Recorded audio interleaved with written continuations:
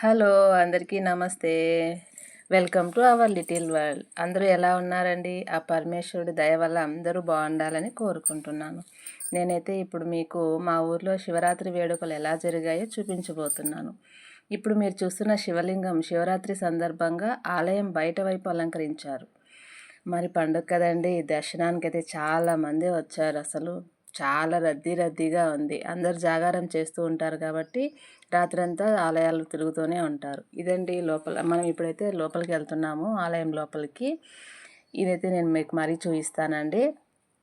ముందుగా మనం గర్భగుడిలో ఉన్నటువంటి దేవుడి దర్శనం చేసుకుందాము. చూడండి, ఇప్పుడు మనం దేవుడిని చూడబోతున్నాము. చూడండి, శివలింగాన్ని ఎంత బాగా అలంకరించారు కదా.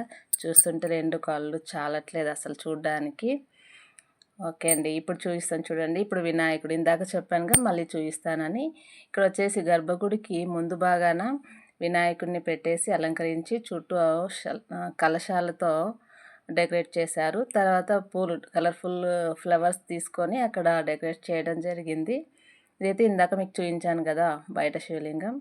ఇది వచ్చేసి ఓవరాల్గా ఆలయం బయట వైపు అనమాట. అంటే మా ఊర్లో చాలా శివాలయాలు ఉన్నాయండి, అందులో ఇదొక శివాలయం అనమాట. ఇది అయిన తర్వాత మేము పక్కనే ఉన్నటువంటి అమ్మవారి గుడికి వెళ్ళాము.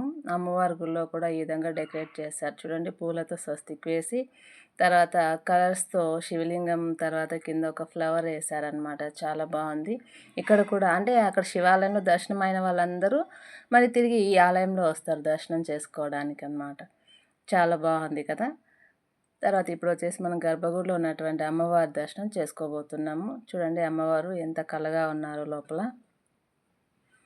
చాలా బాగా అనిపించిందండి. మేమైతే మా ఫ్యామిలీ మెంబర్స్ అందరూ కలిసి ఆలయానికి వెళ్ళామన్నమాట. ఇక్కడ వచ్చేసి ఇంకొక శివాలయానికి కూడా వెళ్ళామండి. ఇక్కడ కూడా చాలా బాగా డెకరేట్ చేశారు. ఇక్కడ ఇంతకు ముందులాగానే కలశాలు ఏర్పాటు చేసి అమ్మవారి చుట్టూ కూడా కలశాలు ఏర్పాటు చేశారు. ఇక్కడ వినాయకుడు, తర్వాత శివలింగం, తర్వాత అమ్మవారు. చాలా బాగా అనిపించిందండి. వీడియో నచ్చితే లైక్ చేసి షేర్ చేయండి. సబ్స్క్రైబ్ చేయడం మాత్రం మర్చిపోకండి. Thank you for watching.